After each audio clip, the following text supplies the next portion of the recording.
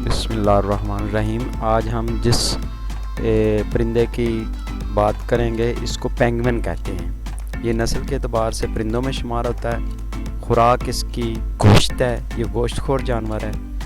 उम्र इसकी तकरीबन 15 से 20 साल की होती है।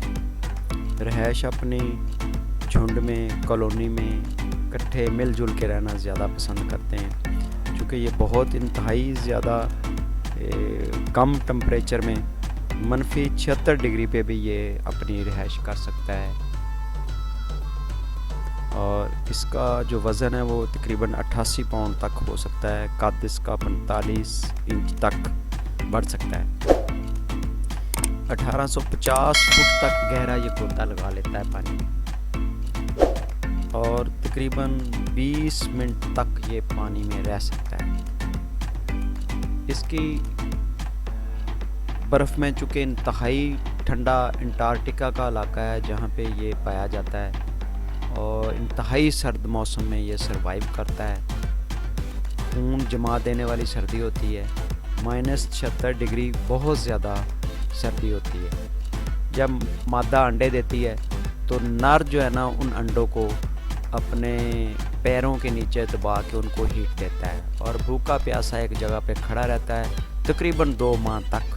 और मादा बच्चों की खुराक के लिए दूर दराज 50 किलोमीटर तक का भी सफ़र करना पड़े तो करती है। और फिर वहाँ से वो मछलियाँ जमा करती है और मछलियाँ जमा करने के बाद अपने पेट के अंदर उनको सबको महफूज कर लेती है और 2 माह गुजरने के बाद वो अपना वापसी का सफ़र करती है।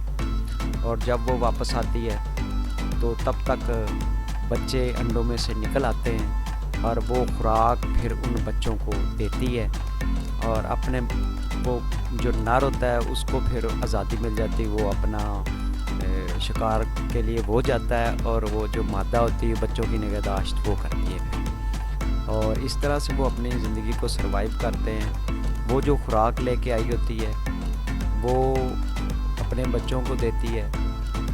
ये अंडे इंतहाई सर्द मौसम में भी उस नर पेंगुइन ने इनको हीट दी और इनमें से बच्चे निकले। और बच्चों को भी बहुत हीट की ज़रूरत होती है चूँकि बहुत सर्द मौसम होता है। तो इनके जो पर होते हैं उनमें छोटे छोटे पाउच बने होते हैं जिनके नीचे ये अपने बच्चों को दबाए रखते हैं। क्योंकि हर तरफ बर्फ़ ही बर्फ़ होती है तो बर्फ़ में सरवाइव करना बहुत मुश्किल हो जाता है।